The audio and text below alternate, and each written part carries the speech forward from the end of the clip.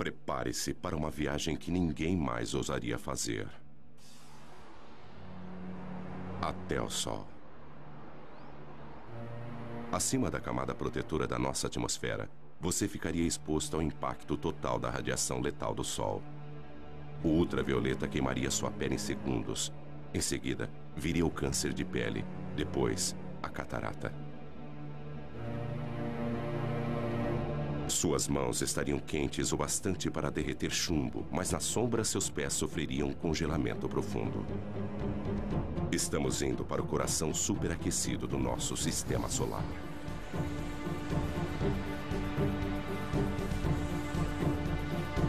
Aqui, forças invisíveis dão origem a arcos de fogo tão grandes que engoliriam a Terra.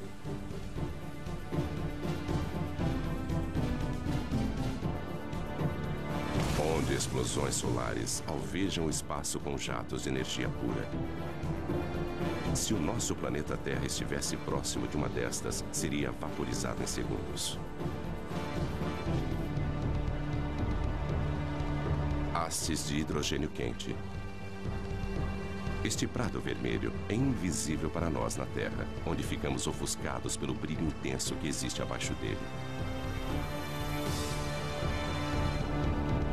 Aqui, jatos de calor sobem e descem, cada um com o tamanho do Texas e com 1.600 quilômetros de profundidade. E ainda mais abaixo, em seu núcleo, a temperatura é de 17 milhões de graus centígrados. Mas o planeta Terra está à distância certa desse inferno. Enquanto outros planetas são congelados ou escaldantes, nós, a 150 milhões de quilômetros, estamos em uma zona confortável. Um pouco mais perto e os oceanos ferveriam. Mais distante e a Terra seria um deserto gelado. Sem esta usina de energia, em apenas alguns meses estaríamos cobertos de gelo. Nós devemos nossas vidas a esta fúria do Sol.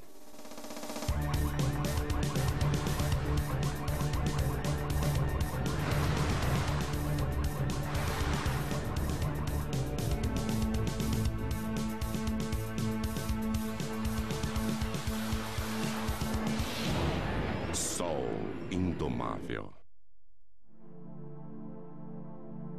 O Sol sustenta a vida na Terra.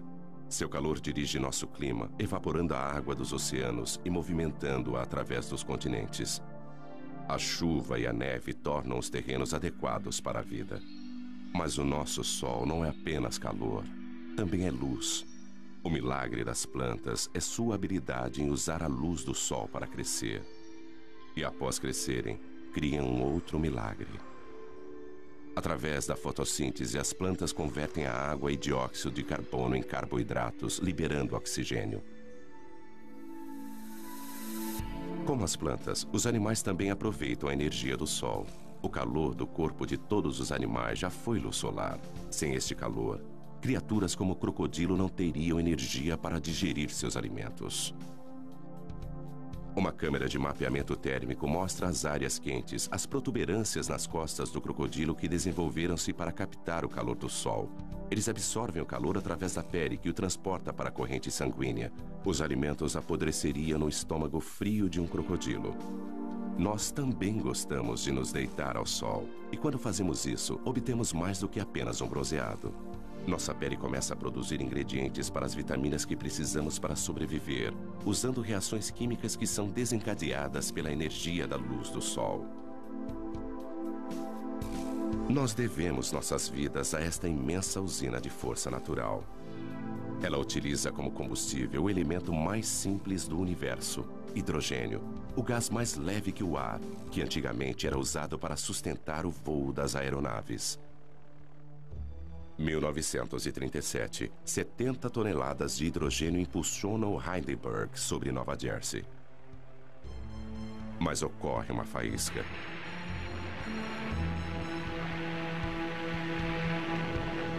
O gás se incendeia numa reação química.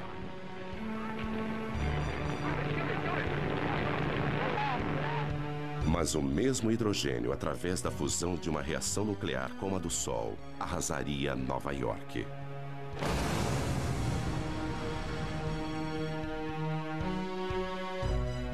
Por isso, o Sol é melhor observado a uma distância segura.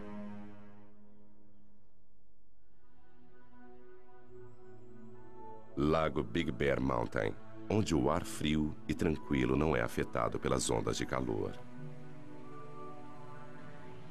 O telescópio do observatório Big Bear pode filtrar o brilho do Sol. Ele focaliza apenas uma frequência específica de cor. E um novo Sol é revelado.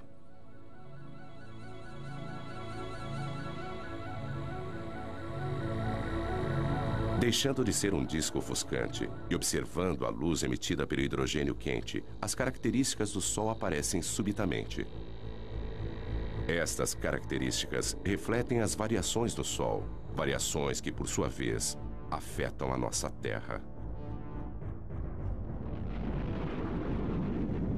As manchas pequenas e arredondadas são as áreas mais frias, manchas solares, que localizam-se em uma superfície abrasadora. Labaredas, fissuras que se abrem, brilhando com mais calor à luz do hidrogênio.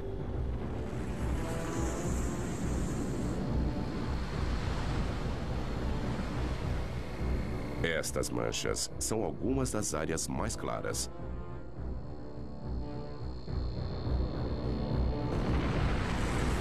Imensos filamentos, arcos de gás erguendo-se acima da superfície.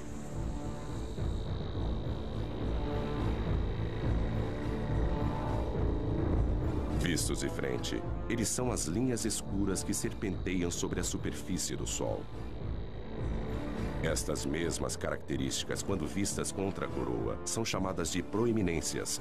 Elas curvam-se para o alto, grandes o bastante para engolir a Terra. Os segredos do Sol são revelados pelo alcance da radiação que ele envia para o espaço. Há muito mais na luz do Sol do que nossos olhos podem ver.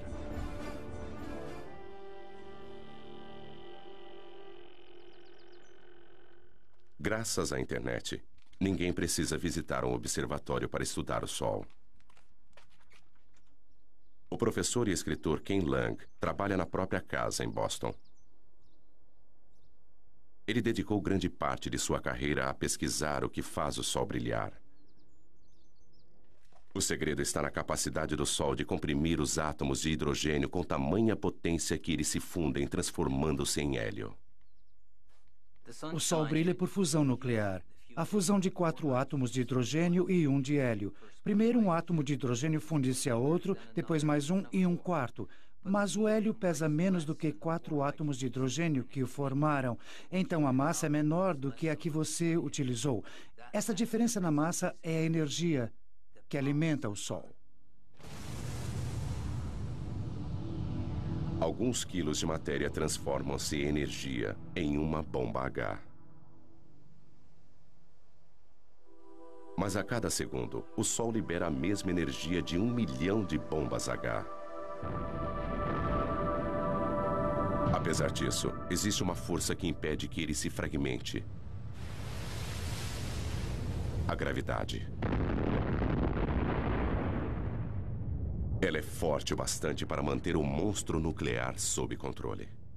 A gravidade comprime o Sol, fazendo com que ele se aqueça por dentro. As partículas movimentam-se mais rapidamente e a fusão nuclear ocorre a uma taxa mais veloz. Isso gera uma pressão de dentro para fora que faz com que o Sol se expanda e resfrie-se novamente.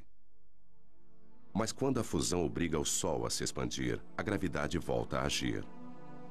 O núcleo se aquece e a fusão nuclear aumenta. Então o pêndulo fica oscilando entre a gravidade e a fusão. É como um cabo de guerra indo e voltando, mas sem vencedor.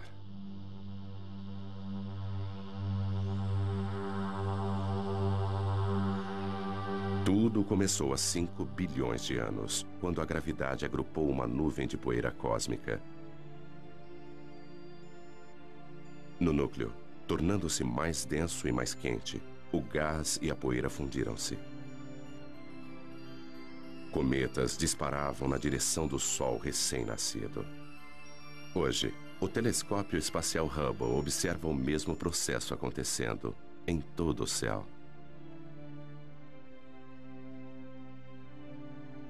Nosso Sol é apenas uma entre bilhões de estrelas. O Hubble aproxima-se delas e nos mostra estrelas de todas as idades num ciclo de vida em que todas estão conectadas, porque as estrelas nascem de outras estrelas.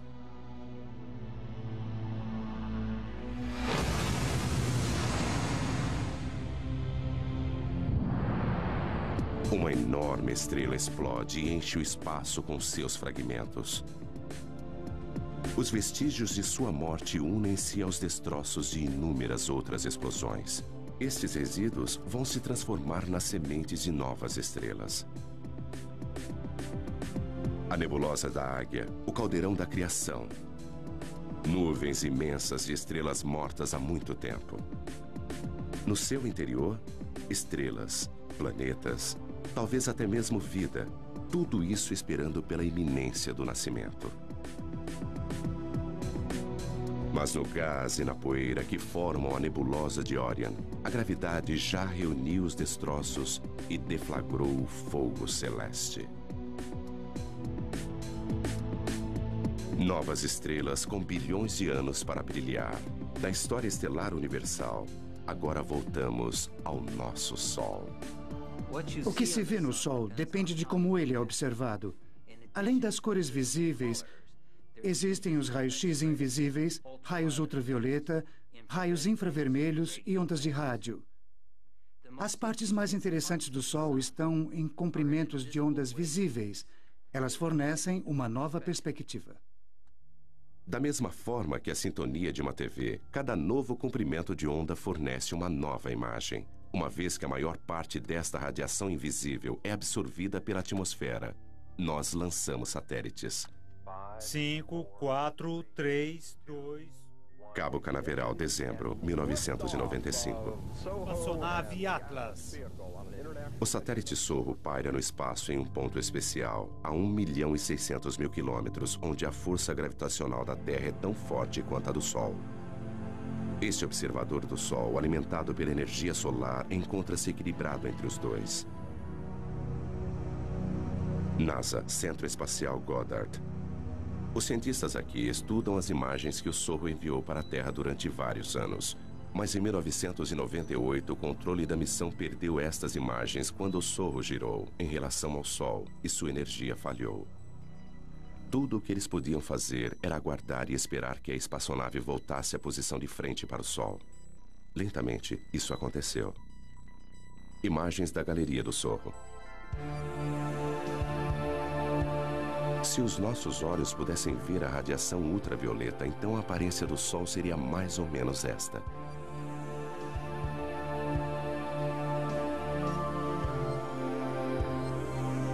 A visão de raio-x mostra manchas brilhantes e quentes. Observando a luz do hélio, uma coroa turbulenta é revelada. Aqui, os gases são movimentados por uma força invisível. Magnetismo é ele que dá forma ao Sol.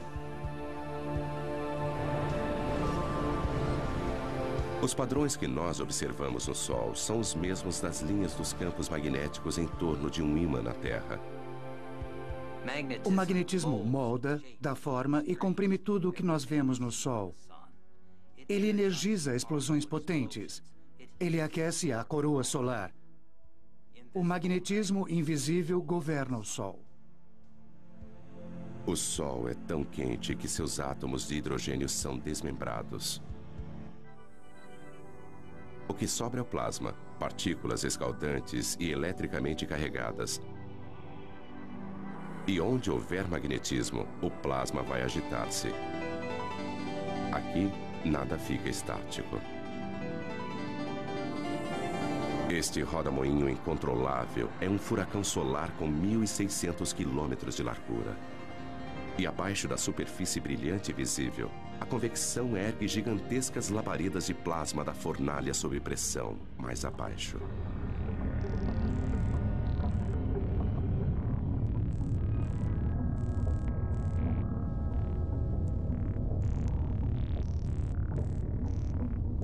Ainda mais fundo, o plasma abrasador, prisioneiro do campo magnético, serpenteia em rios de fogo.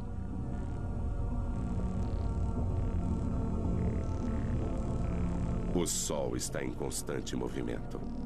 Os mapas mostram que o plasma movimenta-se em velocidades diferentes nas diversas camadas. O vermelho é mais rápido, o azul é mais lento. As partículas elétricas giram em redemoinho dentro do Sol.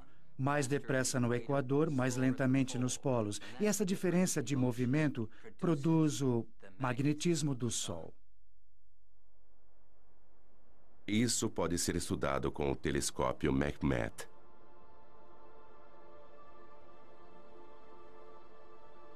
O coração deste observatório é um buraco na montanha, com um espelho no topo.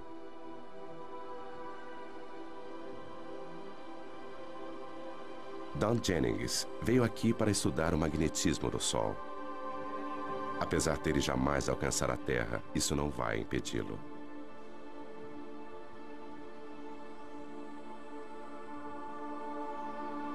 O tubo em que este telescópio foi construído precisa manter uma temperatura muito constante.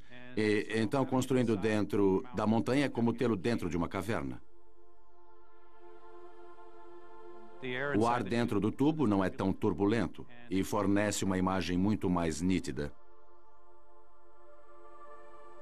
Ele tem um espelho no alto que capta os raios de sol e os envia a 90 metros de profundidade pela lateral da montanha até outro espelho que recebe o raio e o focaliza, formando uma imagem exatamente onde nós temos nossos instrumentos preparados.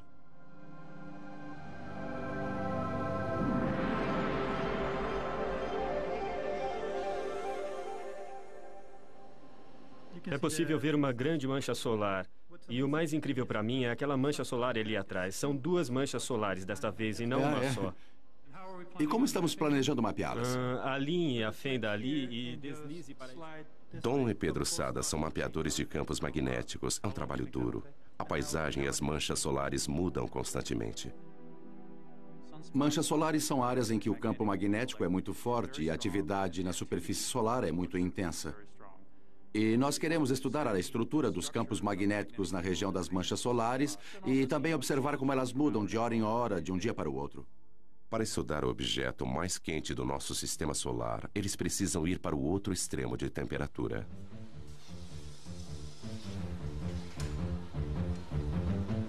Nós precisamos encher nossos instrumentos com hélio líquido e nitrogênio líquido porque há um sensor dentro deles que precisa ser mantido a apenas alguns graus acima do zero absoluto a fim de operar corretamente.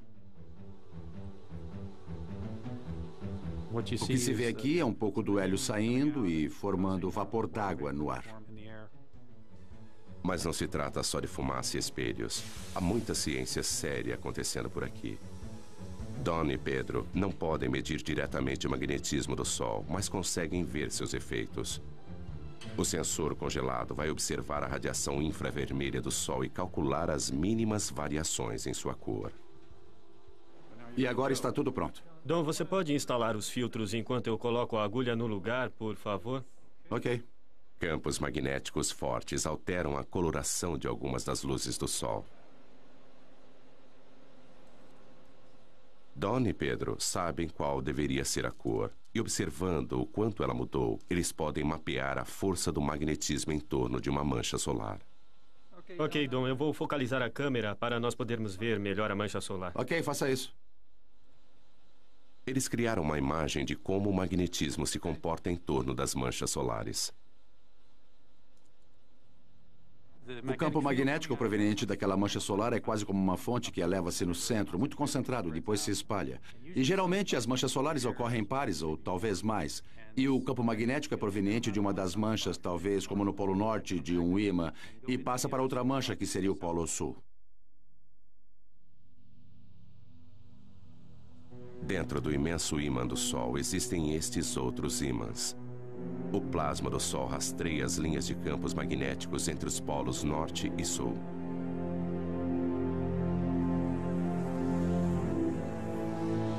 Quando o Sol fica mais ativo, o magnetismo é mais complexo. Então, a superfície é transformada em um tapete de agitação magnética. É isso que acarreta o surgimento de mais manchas solares. As manchas solares parecem escuras porque são mais frias do que o resto do Sol. As manchas formam-se onde o magnetismo é mais forte. O campo de força invisível desvia o calor em ascensão daquelas partes da superfície, tornando-as mais frias.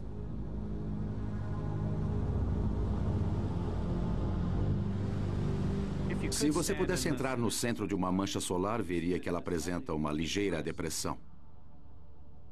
Tem mais ou menos o formato de um prato.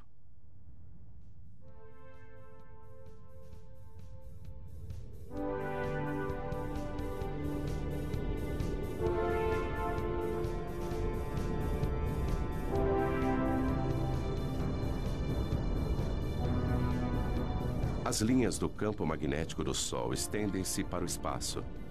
Às vezes, elas são delineadas por seus gases aquecidos e formam enormes arcos.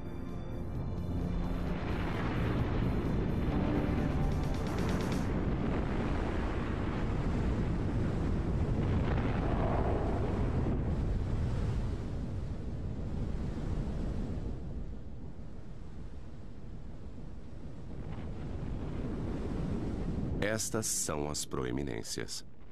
As linhas magnéticas agem como tramas invisíveis, atraindo o plasma para fora. Elas podem pairar sobre o Sol durante semanas. Se você pudesse se aproximar de uma proeminência, veria milhares de quilômetros, talvez um arco grande assim, com materiais flutuando ao longo do campo magnético. Não se vê o campo magnético, só se vê o material brilhante. Arcos de gás que poderiam ir da Terra até a Lua. As linhas de campos magnéticos, quando formam uma proeminência, seguem um padrão de forma igual ao que vemos em torno de um ímã, e é o mesmo padrão. Frequentemente, elas começam como pequenos arcos e depois aumentam. E durante um período de tempo, elas podem se desconectar, e o material então passa a flutuar no espaço.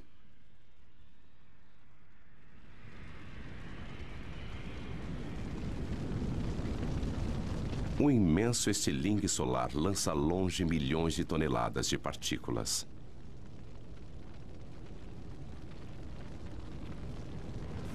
Pode até parecer lento, mas este plasma está a uma velocidade tamanha que poderia cruzar os Estados Unidos em menos de 1 minuto. Indicadores solares para 28 de outubro seguem. Fluxo solar 108 em Boulder A, indicador 10. Repetindo, fluxo solar 108. Boulder, Colorado. Este é o Centro Nacional Atmosférico e Espacial.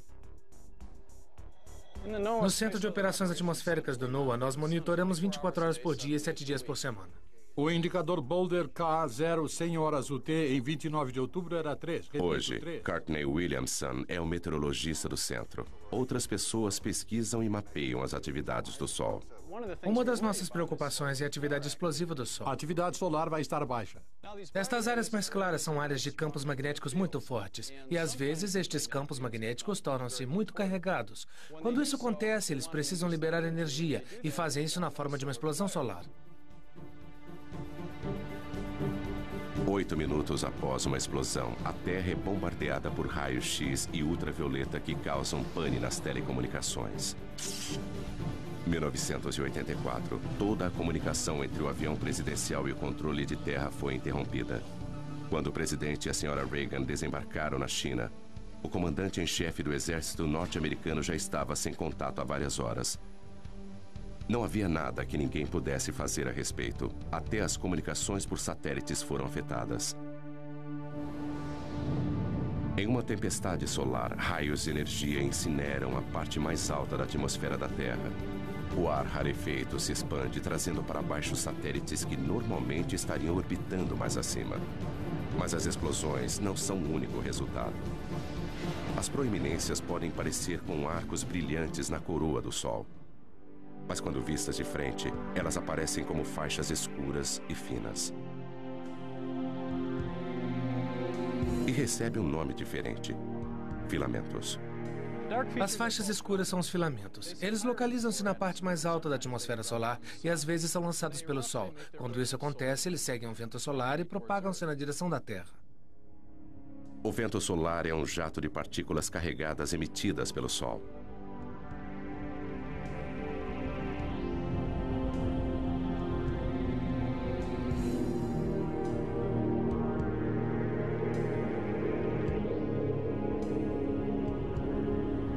Nossa estrela sofre constantes explosões, enviando milhões de toneladas de elétrons e prótons para o espaço a cada segundo.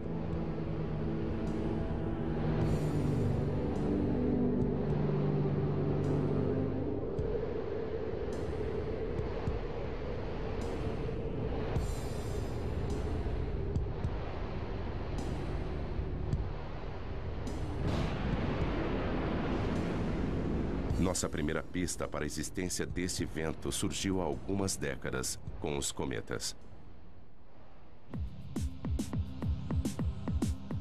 1986, cometa Halley. Atingidos pelo calor do Sol, seu gelo e poeira cósmica evaporam. 10 anos depois, o cometa Hale-Bopp, visto com duas caudas. Uma delas, um rastro amarelado de poeira e detritos que cobrem a trajetória do cometa. A outra cauda é de um azul elétrico. É gás brilhante, são partículas carregadas e, como uma biruta, movimenta-se na direção daquele vento solar. Esta cauda sempre aponta para a direção contrária ao Sol. Mas existem maneiras melhores do que cometas para ver o vento solar no espaço. Os satélites alimentam os monitores no Centro Nacional Atmosférico e Espacial. Estas são a densidade, a velocidade e o campo magnético do vento solar. Elas mostram a Joe Canches exatamente como o vento solar está soprando. No momento, a velocidade está em torno de 1.600.000 km por hora. Se fosse o dobro disso, nós teríamos uma condição que sabemos estar relacionada a atividades intensas de tempestades geomagnéticas na Terra. O sorro pode vislumbrar a tempestade no horizonte. Como um disco no centro para filtrar o brilho do Sol, ele vê as partículas que estão sendo emitidas pelo Sol.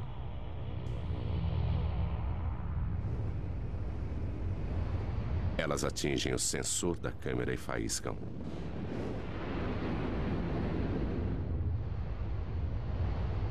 Várias explosões de partículas vão bombardear o campo magnético da Terra.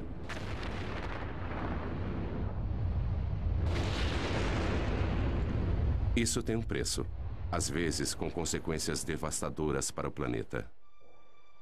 Esta imagem computadorizada mostra o campo magnético da Terra sendo bombardeado em 1997 por gigantescas rajadas de vento.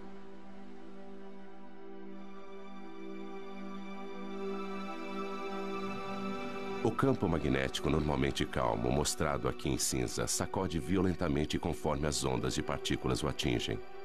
Tempestades como estas podem derrubar nossas centrais de energia elétrica. As mudanças bruscas no campo magnético agem como um dínamo, gerando eletricidade nos cabos de alta tensão. Os circuitos falham ou queimam. Quebec, 1989. Esta manhã, 6 milhões de pessoas em toda Quebec acordaram na escuridão. Os funcionários da Hydro-Québec acham que o blackout foi causado pelo Sol.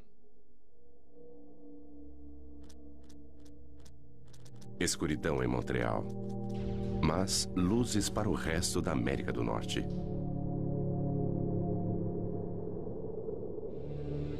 As partículas que derrubaram energia em Quebec alcançaram a Terra e produziram a aurora boreal e austral.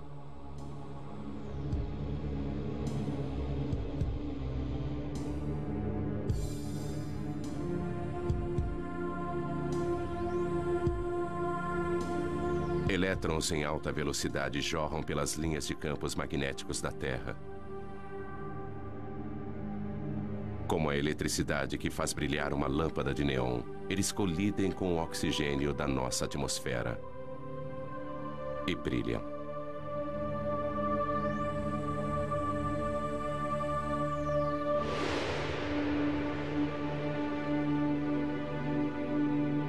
A quantidade de energia liberada pelo Sol é fenomenal.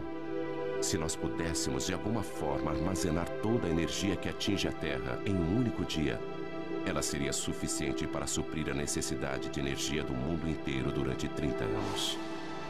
Se pudéssemos aproveitar essa energia.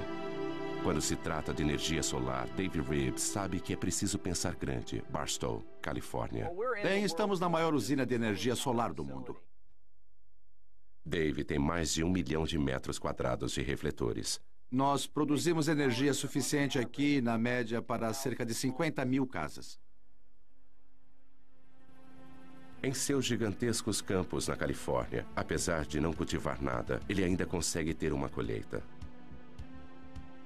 Estamos recolhendo a energia do Sol, concentrando-a com esses refletores em forma de parabólica para um tubo central, onde temos um fluido que aquece e depois transporta esta energia em forma de calor para conversores de calor que a transformam em vapor.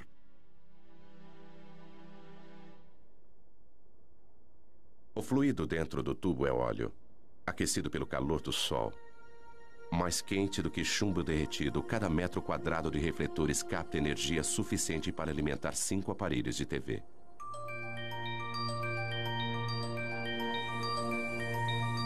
Da luz do sol, às luzes elétricas. Apesar de ter programado 500 mil de refletores para seguirem a trajetória do sol no céu, alguns raios solares ainda escapam de Dave. Nós contamos cerca de 30 dias nublados por ano, além de dias que são parcialmente nublados. Mas isso ainda nos deixa uma grande maioria de dias claros e ensolarados.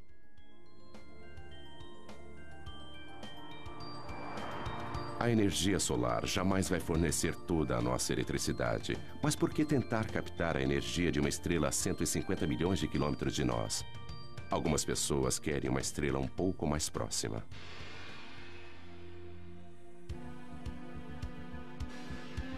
General Atomics, San Diego. Bem-vindos à fábrica de estrelas.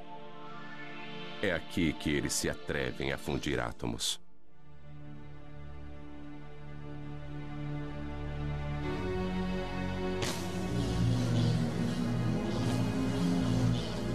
Em um certo sentido, nós somos como uma mini fábrica de estrelas. Nós produzimos algumas coisas muito quentes aqui, muito mais quentes do que qualquer outra coisa na Terra.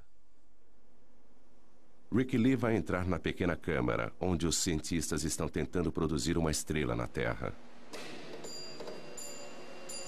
Ele veste roupas protetoras para manter a asepsia. Um contágio a 200 milhões de graus de temperatura causaria danos inimagináveis. Esta fábrica de sóis é a última tentativa de um sonho de 50 anos, uma fusão nuclear controlada. É um monstro da engenharia. Tudo isso para tentar reproduzir o que o Sol faz todos os segundos de todos os dias. Apesar de ser um cientista, para embarcar nesse projeto, Rick precisou aperfeiçoar-se em uma arte. Bom, é meio apertado aqui. É como dar à luz. Mas se eu ficar de lado e for avançando por aqui... Espera. Girando um pouquinho... Colocando os pés aqui em cima e andando pela parede. Não é assim tão difícil. O Sol comprime os átomos juntos com a gravidade. Rick utiliza uma outra força.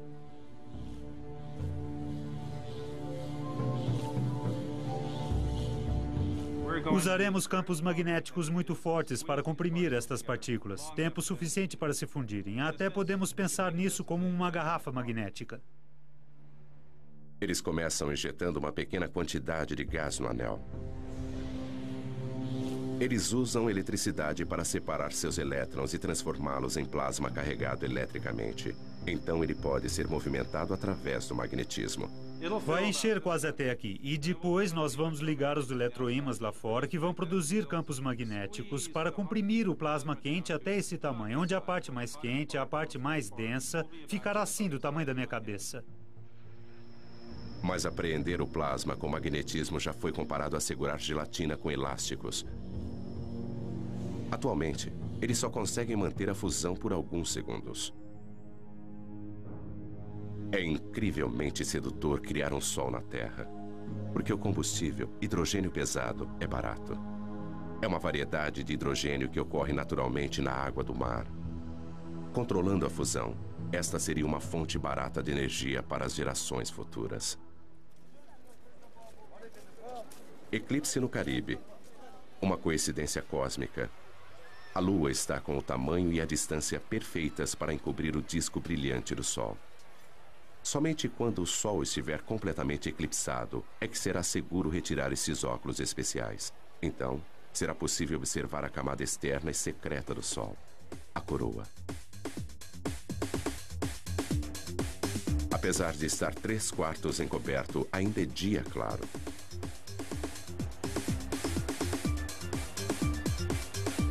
A escuridão diurna abate-se sobre Curaçao.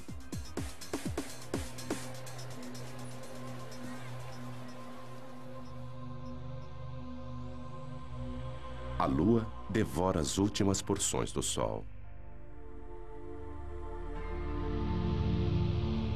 Falta pouco.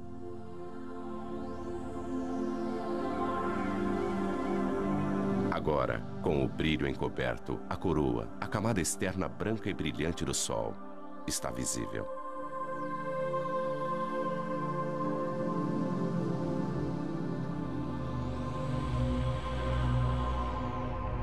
Surgindo acima do Sol, um pontinho de luz.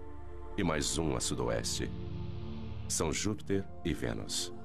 Apesar da Terra estar na escuridão, estes dois planetas, a milhões de quilômetros de distância, estão no lado iluminado do Sistema Solar. Mais abaixo, às 2 da tarde, está escuro como a noite. Imagens de um outro eclipse. Nem todos os campos magnéticos são arcos fechados. Alguns estendem-se para fora e a coroa os segue em raios. As linhas magnéticas lançam-se para o espaço e, às vezes, é possível ver uma proeminência.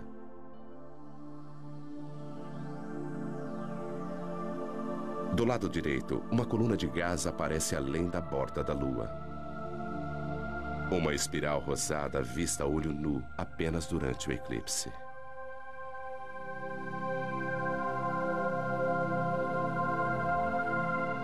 Mas o eclipse no Caribe termina em apenas alguns minutos.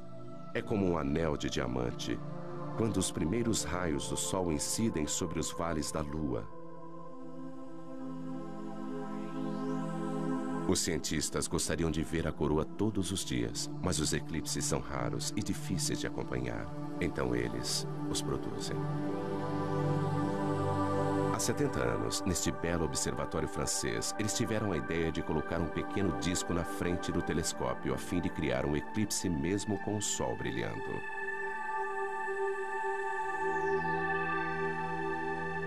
Eles observam o que acontece em torno da coroa do Sol. Durante 2 semanas, as proeminências aparecem e somem, e a expulsão de partículas enche a coroa e aumenta o vento solar. Isso dá ao Sol um halo avermelhado. Fora da nossa atmosfera, o satélite Sorro consegue uma imagem ainda mais clara. Combinando isso com uma imagem do Sol, nós podemos ver como a atividade na superfície lança partículas na coroa.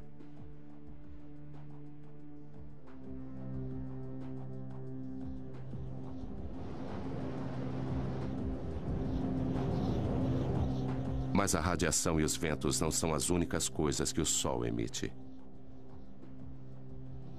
Partículas minúsculas, os neutrinos, jorram do cerne nuclear. Um subproduto da fusão. Eles são como o resíduo do escapamento de um carro, que podem nos indicar como o motor nuclear está funcionando. Sudbury, Ontário. O Observatório de Neutrinos Solares. Durante 3 anos, a mais de 1,5 km de profundidade, eles escavaram uma imensa caverna com 10 andares de altura. O coração do detector, onde eles esperam capturar alguns neutrinos, é um gigantesco tanque de água. Se nossos olhos pudessem ver os neutrinos, eles choveriam com mais violência do que a pior nevasca imaginável. Nada entra em seu caminho. Atravessar 2.000 metros de rocha não é nada para essas partículas.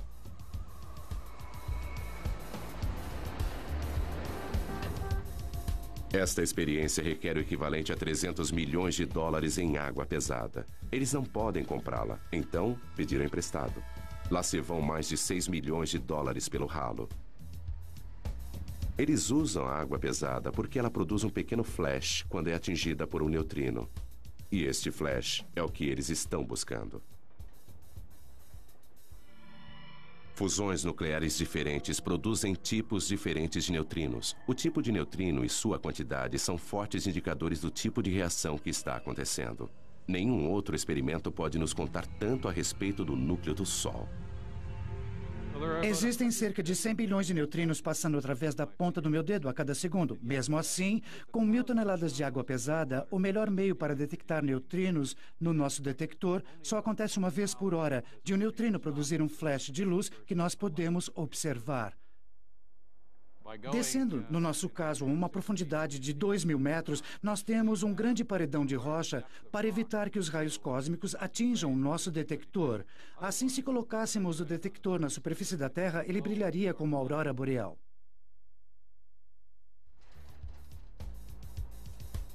O caçador de neutrinos Duncan Hepburn trabalha em um observatório solar onde o Sol nunca brilha.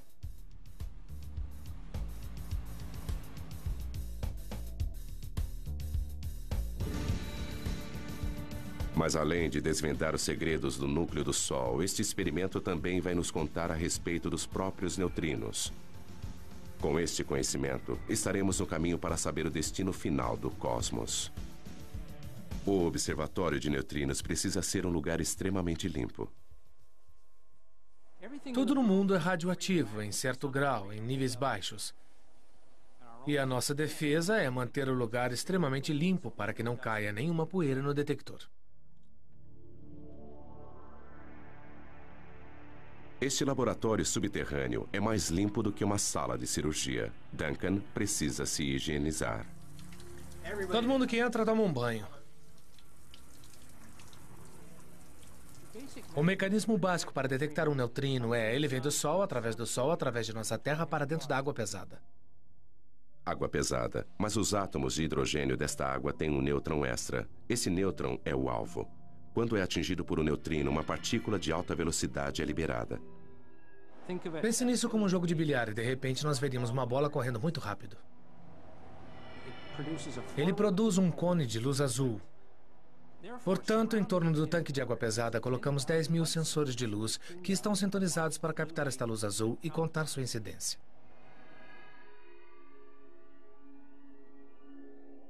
Este cone de luz indica a direção de onde veio o neutrino. Este é um sinal muito valioso, porque nós sempre podemos comparar com o lugar onde achamos que o Sol se encontra no céu naquele momento. Além de desvendar os segredos do Sol, o projeto Sudbury conseguiu nos ensinar muito, muito mais. A questão mais fundamental da ciência pode ser respondida aqui. Os flashes na água podem revelar quanto os neutrinos pesam. Sabendo disso, podemos prever o futuro do universo.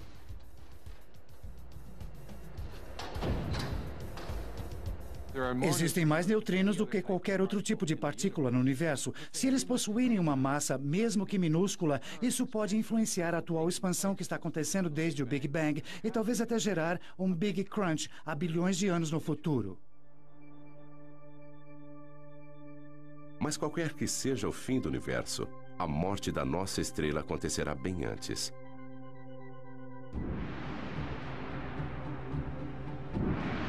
Em 3 bilhões de anos, qualquer vida terrestre estará condenada ao crematório. O Sol perderá seu equilíbrio e o pêndulo vai se alternar entre a fusão e a gravidade. O hidrogênio remanescente vai aflorar e explodir para fora, enquanto o núcleo de hélio vai brilhar muito mais do que o hidrogênio jamais brilhou.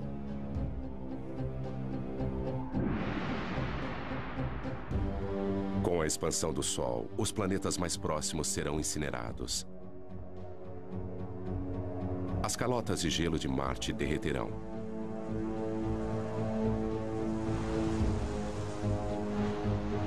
O Sol, maior, mas não tão pesado, perderá sua atração sobre os planetas e eles se afastarão. Rajadas de ventos escaldantes atingirão os planetas mais afastados. Saturno será desmembrado até o núcleo e seus anéis de gelo vão derreter e ser vaporizados.